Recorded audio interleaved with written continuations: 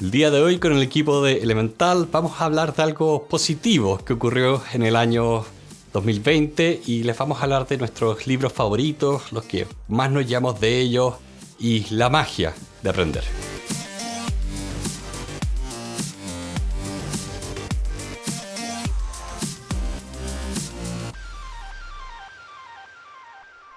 Hola a todos, bienvenidos a Elemental, una nueva sesión de Extra Ideas. Mi nombre es Pedro y estoy acá con Santiago. Hola.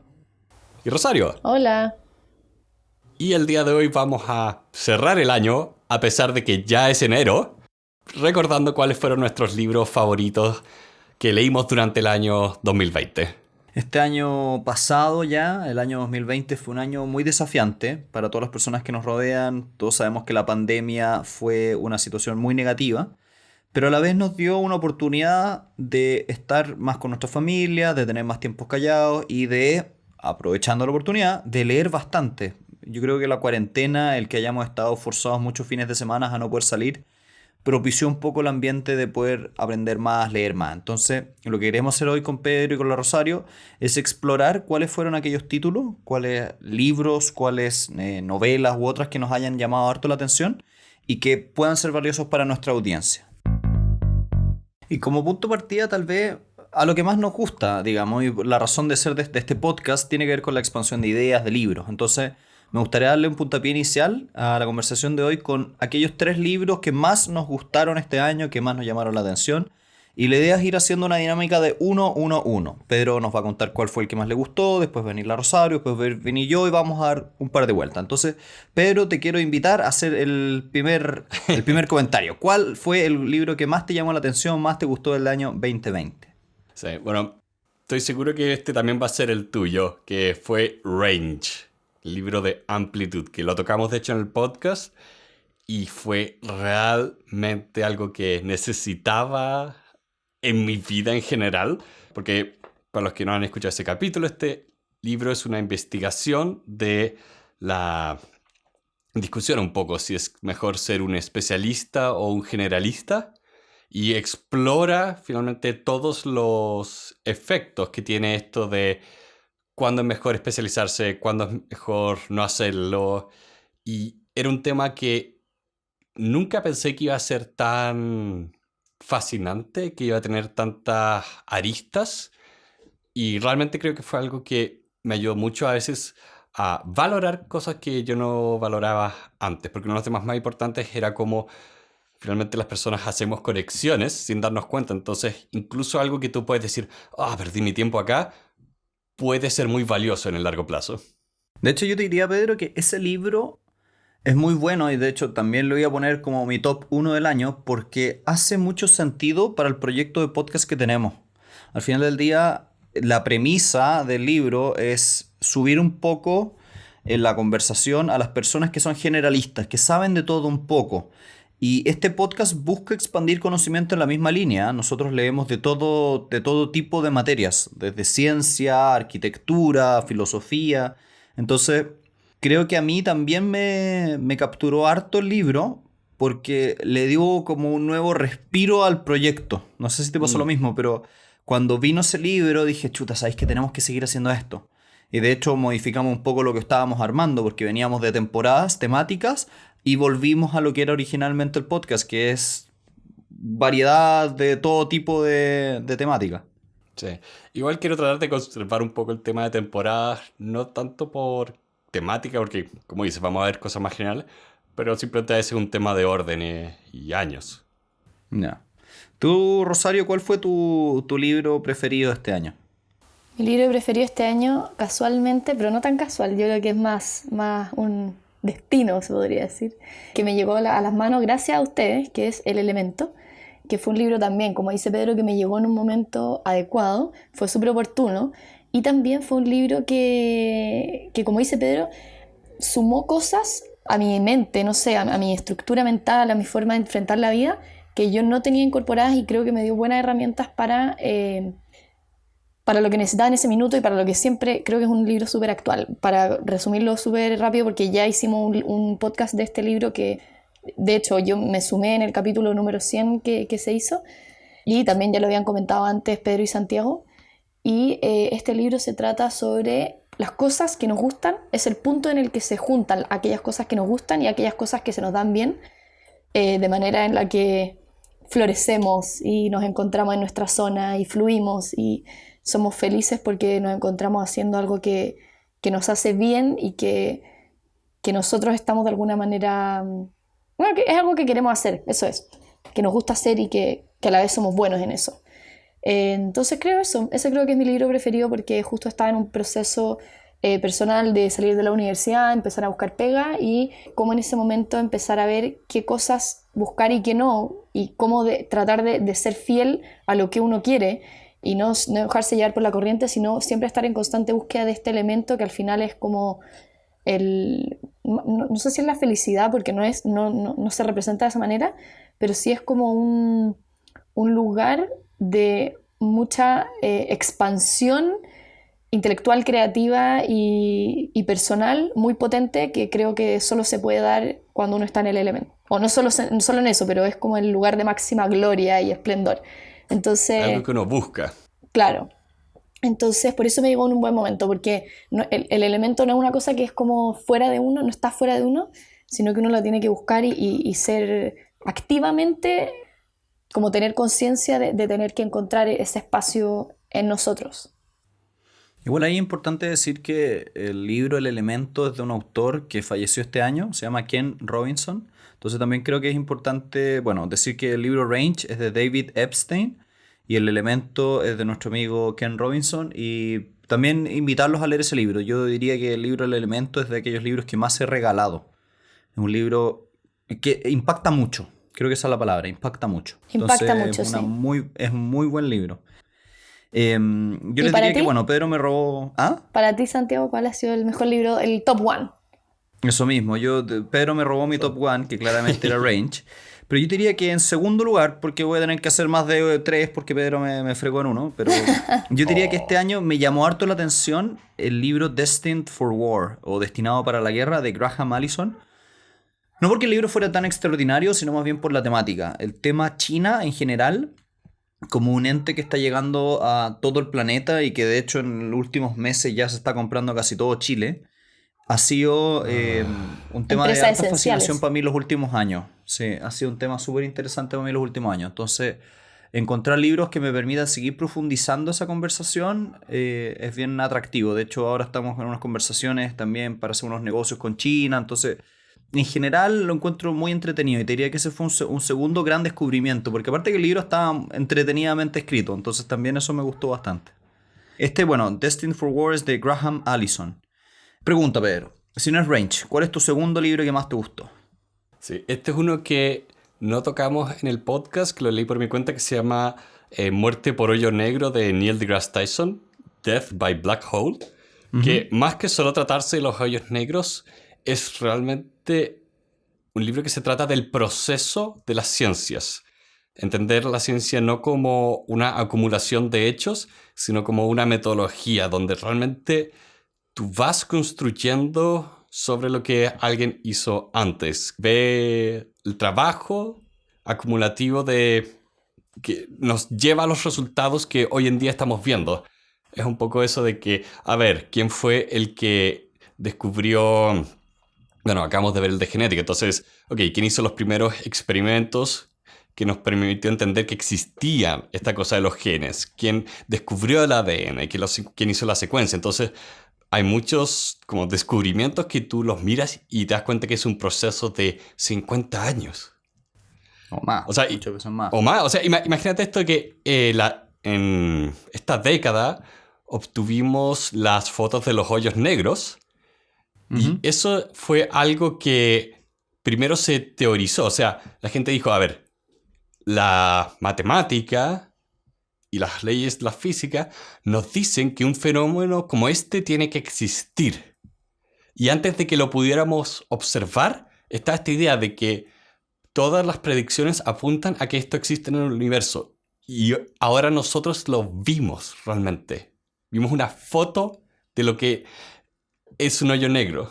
Es algo que mi cabeza explota. Yo en mi propia ignorancia, este año fue el que descubrí que había una foto de un átomo y también lo encontré igualmente fascinante. No, Sí, no, no sabía que existían fotos de átomos. tu cabeza explota realmente. La enormidad del universo y de un átomo, tan chico y tan grande a la vez. ¿Pero tú qué la dificultad técnica que es sacarle una foto a un átomo? Eh, Impresionante.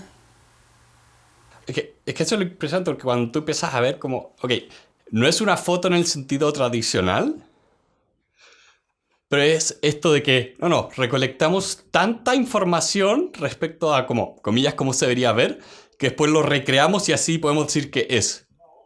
Como, ¿espera qué? O sea, tú ves el proceso de cómo aparecieron estas imágenes y te das cuenta que, no, teníamos de repente como 8 satélites, 40 microscopios, así, el aparato que sea, y teníamos 20 computadores alrededor del mundo procesando esta información por 6 meses. No, es de loco, es realmente de loco. ¿Y a ti, Rosario, número 2? ¿Cuál fue el segundo que más te gustó? El número 2, en verdad, es un libro que se llama, es una TED Talk, una charla TED traducida y trasladada a un libro que se llama El peligro de la historia única, de Chimamanda Ngozi. No sé si la conocen. Es muy conocida la charla. Ella es una novelista y escritora feminista que es de Nigeria y que es una mujer que se trasladó a Estados Unidos, si no me equivoco. Y ella empezó a darse cuenta de cómo la visión de los occidentales era tan errada sobre lo que era África. De partida como esta totalización de lo que es África como un todo, o sea, en vez de reconocer los distintos países que hay al interior del continente, y también esta como visión muy, muy parcial finalmente de lo que son los países y muy desconocida, o sea, decir no, África es un lugar donde hay grandes paisajes, animales preciosos, gente con desnutrición, etc. Una generalización que finalmente ella dice que es una historia única y que ella llama, con esta charla TED, que es súper vista, ella llama a rechazar esto, a rechazar los relatos que tienen solamente una mirada. Y lo explica muy bien, de manera muy elocuente, y ella de hecho ahora se dedica un poco a eso, a hacer charlas sobre esto, a escribir al respecto. Sobre, ¿Cómo se llama el libro, perdón? El peligro de la historia única. En realidad es una charla TED que está hecha un libro. Y miren, les voy a leer la parte de atrás del libro porque creo que resume muy bien lo que ella quiere mostrar. Las historias importan muchas historias. Las historias se han utilizado para desposeer y calumniar, pero también pueden usarse para facultar y humanizar. Pueden quebrar la dignidad de un pueblo, pero también pueden restaurarla. Ese es el mensaje final, ¿no es cierto?, de que ella llama de todo, en todo, a mirar más allá, a cuestionarse y también a leer y a informarse bien sobre lo que uno cuenta o no de las distintas cosas e historias para no caer en el peligro de la historia única. Ese es mi segundo libro preferido. Está interesante porque estoy viendo que ella tiene hartos libros, no Hartos puedo libros, pillar sí. exactamente ese, me gustaría Es que verlo. como te decía, este es un TED Talk.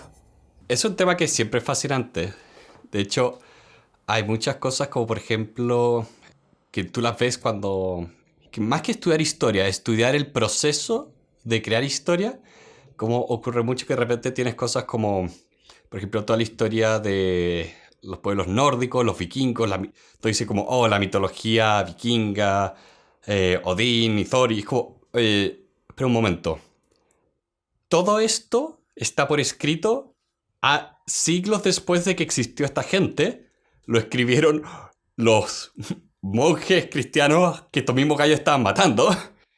Entonces empiezas a darte cuenta de quién está contando la historia sobre quién y cómo en realidad de repente tienes, como dices esto, estas generalizaciones o gente que no es capaz de contar su propia historia. Bueno, ayer de hecho, para contarle una anécdota cortita, ayer estaba con una persona que me contó, estamos hablando sobre el fenómeno de la inmigración y de lo fuerte que ha sido en Chile en los últimos años, ¿no es cierto? Que se ha visto el ingreso masivo de muchas personas de Venezuela, de Haití y de otros países también. Y conversaba con una de ellas que me decía, claro, en el fondo que en la empresa en la que esta persona trabajaba había una persona haitiana que hablaba súper bien español porque llevaba hartos años acá y que ya en el fondo ya le había agarrado la mano, qué sé yo. Y porque en el fondo ellos hablan otro idioma, ellos hablan creol, que es obviamente la barrera más difícil de surtir, ¿no es cierto?, los primeros meses en otro país.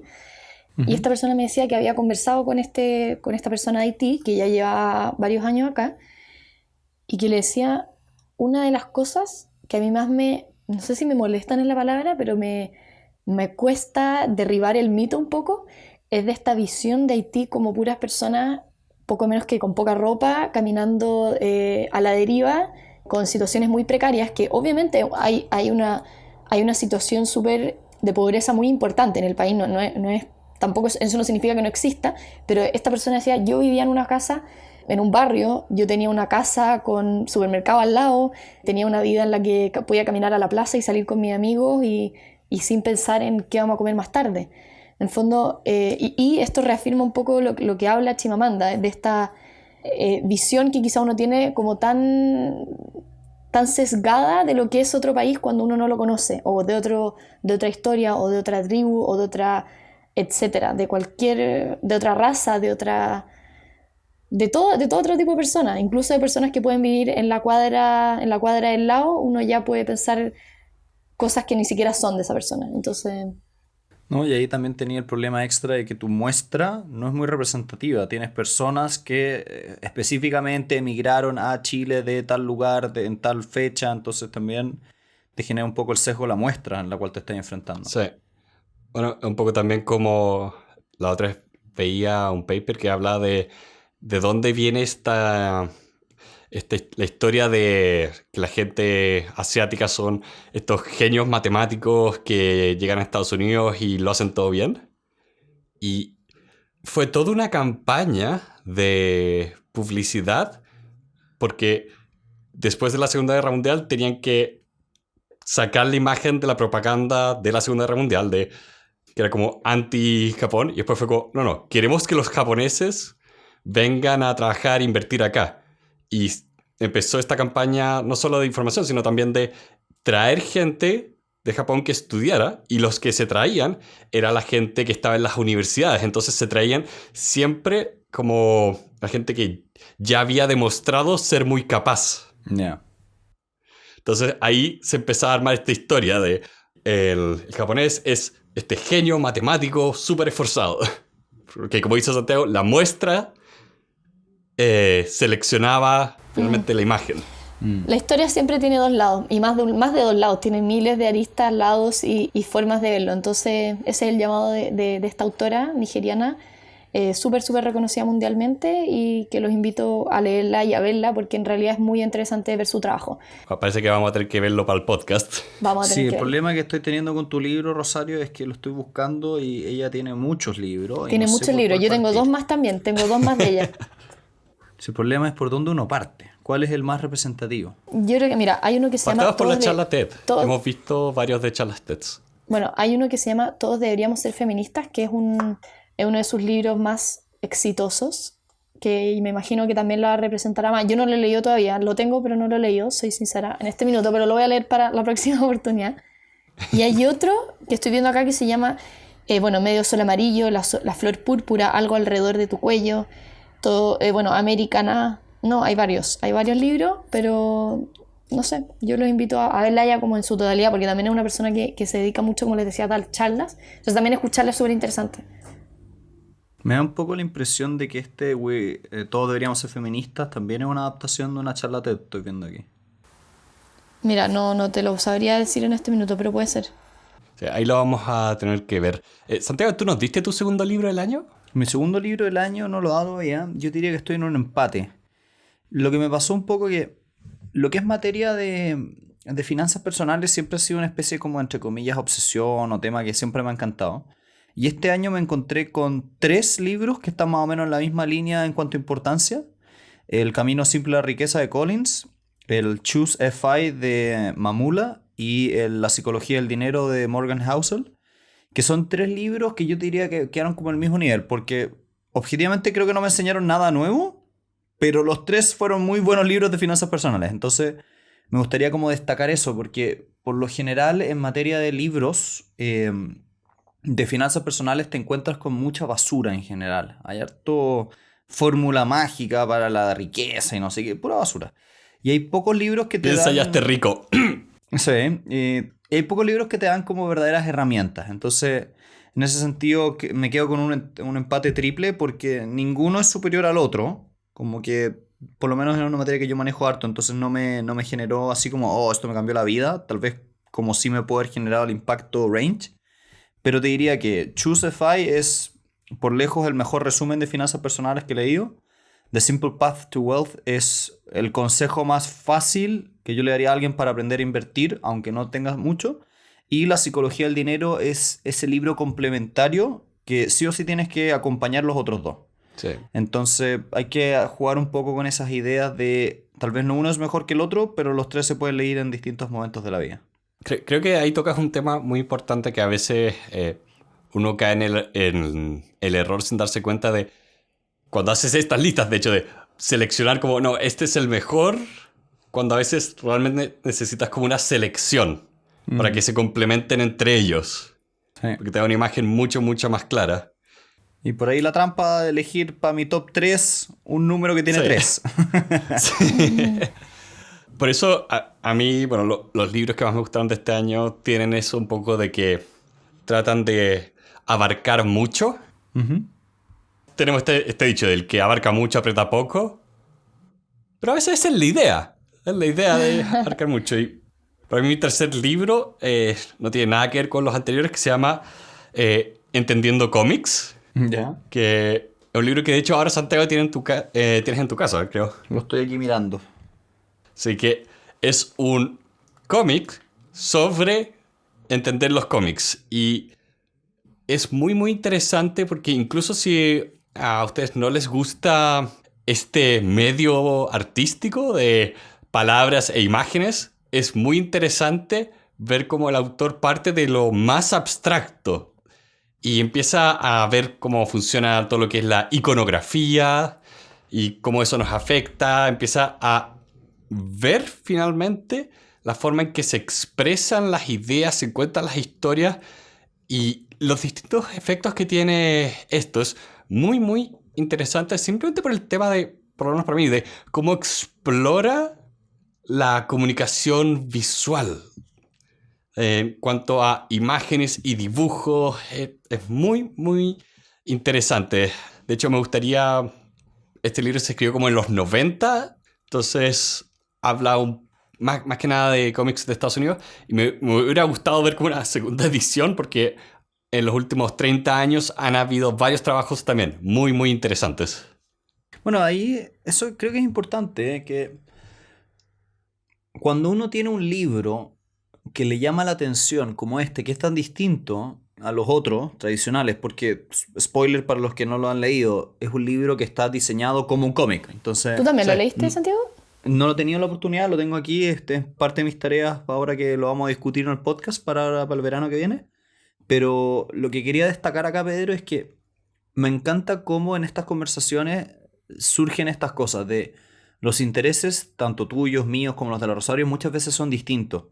Y la gracia de enfrentarse y compartir un proyecto que te obliga a encontrar libros o cosas que no se te hubieran ocurrido a ti mismo, hacen que la conversación sea muy valiosa, porque también otro tema que creo que se discutió harto el 2020 fue el tema de las burbujas de información, sobre todo con lo que fue la elección de Estados Unidos, donde las personas giran en torno a personas que piensan relativamente parecido, las redes sociales juegan tienen su juego ahí, digamos, la medios de comunicación masivos también.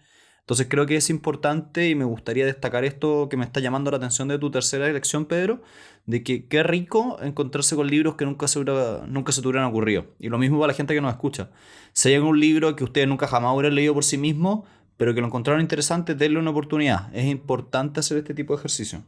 Y recomiéndenlo para nosotros también. Siempre es bueno saber qué cosas están por el mundo y que uno no tiene idea que están sucediendo. Sí. ¿Y tú, Rosario, en tercer lugar, cuál fue tu tercer libro favorito? Mi tercer libro es un libro que me he leído antes, que en realidad es como un clásico, yo diría, que es de Julio Cortázar, Historias de Cronopios y de Famas, ¿Ya? que son relatos cortos, cuentos cortos. Es una colección de cuentos que, no sé, a mí siempre me ha encantado la escritura de Julio Cortázar porque me gusta mucho esta... habla de muchas cosas, pero habla de muchas cosas cotidianas y las trata de manera muy, no sé, muy simpática. No sé cómo describir lo que me pasa cuando leo algo de este tipo, pero por ejemplo, instrucciones para subir una escalera, es de lo más conocido. Instrucciones y literalmente retrata cómo se hace, o instrucciones para llorar. Y te da una serie de pasos en los cuales debes como considerar a la hora de llorar, de estar triste. Entonces, me gusta mucho este libro, siempre lo considero actual porque es un libro muy cotidiano, me gusta mucho este libro porque siempre me logra actualizar de alguna manera y como volver a la tierra un poco. No sé, cuando uno piensa de repente en cosas no sé si soñadora es la palabra, pero un poco irreales. Me gusta leer a Cortázar porque siento que me trae como no sé, como al absurdo de lo cotidiano, no sé, a la belleza de la cotidianidad, pero también de una manera escrita muy elocuente y muy bien logrado, a mi juicio. Perfecto. Mira, a grandes rasgos lo que me pasa con Cortázar es que como no es el mismo tipo de literatura de no ficción que leemos en el podcast, se aleja un poco de la conversación que habitualmente tenemos, pero es importante tener ese tipo de literatura. Ayer estaba conversando con una persona que estudia un doctorado sobre Shakespeare, allá en Inglaterra, digamos, y es fascinante la profundidad que tiene la literatura en todos sus ambientes. Y lo ignorante que uno es, tal vez creo que eso también es importante resaltarlo. Yo ayer escuchaba a esta persona que, bueno, Shakespeare, drama, es otro género completo y absolutamente distinto a lo que nosotros hacemos acá en el podcast. Y el nivel de profundidad del cual uno puede llegar en conversaciones es pero fascinante. Entonces también me gusta harto tu lección en ese sentido. Fíjate que me acuerdo de una entrevista que vi un autor que... no me acuerdo de qué país era, pero el libro era como la historia de 3 homicidios y era un poco como esta película de Black Panther, que tomaba como inspiración principal todo lo que es como la mitología y las estéticas que existen en África. Y lo que ahí salía en la entrevista mucho era que finalmente este libro en muchos sentidos era una ventana a muchas de las culturas y los como tropes que se llaman, que existen en los mitos de África, que son muy distintos a lo que tenemos en Occidente, que vienen de Europa. Y ahí decían una cosa que encontré muy interesante, que era, mira, el terror en estos mitos ocurre de día, no en la noche. La noche era como casi como un momento espiritual, era literalmente como lo que decían ahí, como en Black Panther, cuando él iba al lugar y se encontraba con su padre, con el fantasma de su padre, y era de noche. O sea, ya, eso es la noche en estas culturas. El día es de terror porque la cosa que te va a matar, aunque la veas, te va a matar. En la mitad del día, en la luz, es tan peligrosa que igual te va a matar. Entonces, esa como pequeño cambio lo encontré fascinante. Como igual uno puede aprender leyendo ficción, porque aprendes de otras culturas, otras formas de ver el mundo. De hecho, podríamos hacer el ejercicio de leer algo de ficción este año, a ver cómo nos va.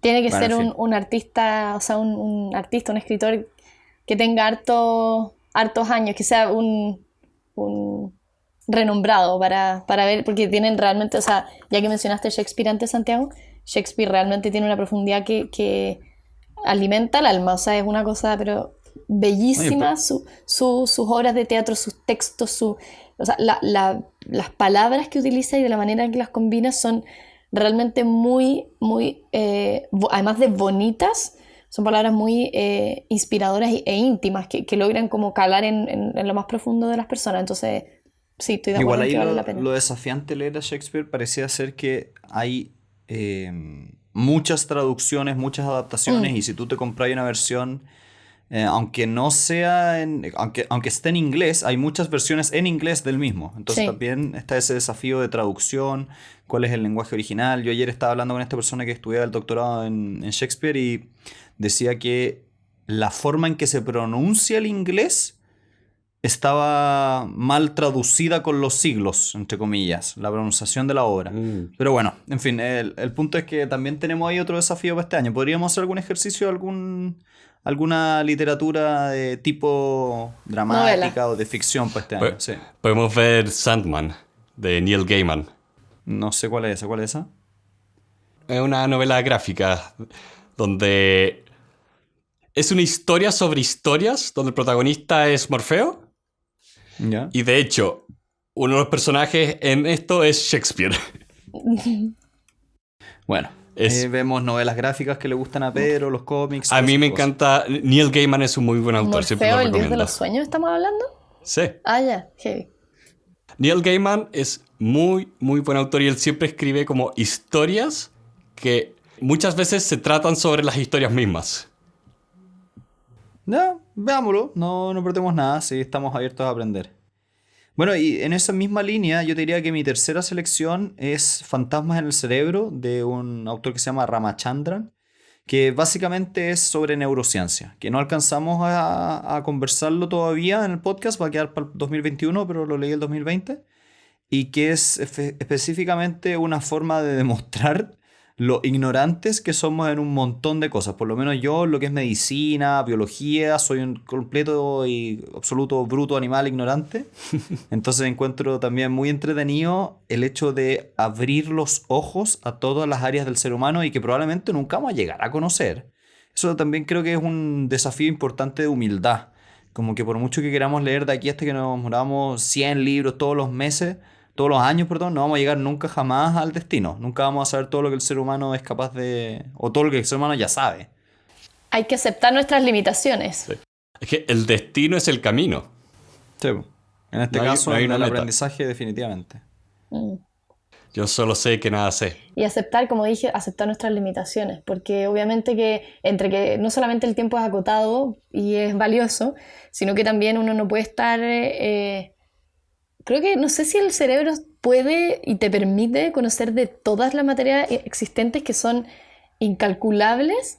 La cantidad de cosas que pueden existir, creo que no sé si podría albergar el cerebro la cantidad de cosas me da un e poco la información que impresión existe. de que con la llegada de Internet en general ya se multiplicó tan exponencialmente la cantidad de conocimiento que no sé si un cerebro da. Yo también creo. Ahí no sé cómo funciona el cerebro. Porque también el tema es que podemos leer de todo, pero después se nos va olvidando. Sí. No, sí, hay mucho desafío todavía por delante, lo cual es una maravilla. Y con eso les damos muchísimas gracias por habernos acompañado el día de hoy. Para nosotros siempre es un agrado poder compartir con ustedes. Y si les gustaría saber más de lo que hacemos, tenemos una página web que se llama elementalpodcast.cl. Ahí pueden encontrar en detalle cada uno de nuestros episodios, material extra. Van a encontrar los vínculos, los links a donde pueden comprar los libros que hemos comentado el día de hoy. Así que los invitamos a compartir este episodio, a revisarnos en todas las plataformas y ojalá a conversar directamente con nosotros a través de un mensaje, de un mail o de la forma que ustedes prefieran. Sí, también les damos muchas gracias a todas las personas que nos acompañaron durante el año, comentando, compartiendo. Como hemos dicho, esto fue un año muy, muy difícil y creo que para mí fue una gran oportunidad de revalorar un poco más a las personas. No digo que antes no valoraba a las personas, pero es un poco eso de que en los momentos difíciles la bondad, la generosidad de otros te da tanta esperanza y realmente estoy agradecido por las cosas buenas que ocurrieron en este año malo. Yo me incorporé a ustedes este año y así que agradezco muchísimo eso y también aprovecho de la instancia para agradecer, bueno, además de a ustedes obviamente, agradecerle a los Patreons que se nos unieron a toda esta comunidad especial que tenemos, ¿no es cierto?, en la que nos pueden ayudar a financiar este proyecto con un aporte mensual, ya puede ser desde $1 o lo que ustedes quieran. Si quieren más, bienvenido sea, todo siempre bien recibido, pero como dice Pedro, estamos muy, muy agradecidos por la generosidad que han tenido en este momento difícil de igual unirse a esta comunidad y de conversar con nosotros y de acercarse a decirnos qué les parece o de respondernos o de interactuar con nosotros. Nos encanta saber en qué están, nos encanta que nos pregunten, nos encanta que nos cuenten sus anécdotas y también que nos que nos recomienden cosas que a ustedes también les han llamado la atención, porque para nosotros siempre es una buena oportunidad para aprender y para saber de cosas que nunca pensamos descubrir. Con eso les damos muchas gracias y nos vemos este año. Adiós. Adiós. Chao. Y el día de hoy nos vamos a despedir del año 2020, hablando un poco de las cosas positivas que ocurrieron en el año, recordando... ¿Qué fue ese ruido? Eso Se fue acaba de tu lado, cerrar sí. una puerta con el viento en mi casa. Recordando los mejores momentos... me perdí. Bien, Alguien Pedro. sálveme.